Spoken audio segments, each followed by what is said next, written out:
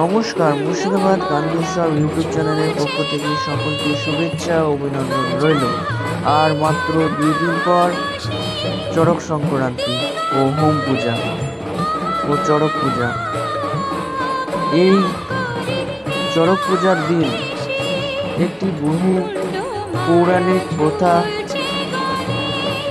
কিছু মুহূর্ত জড়িয়ে আছে।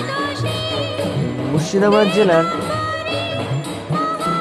ভরতপুর থানার অন্তর্গত জজান গ্রামে এই মা সর্বমঙ্গলা রাত্রি 12টার সময় পালকিতে করে গ্রাম পরিক্রমা করতে বেরোন। বিভিন্ন গ্রাম পরিক্রমা করে ভোর 3টের সময় আবার জজান সর্বমঙ্গলা মন্দিরে এসে মা আসেন, মন্দিরে প্রবেশ করেন।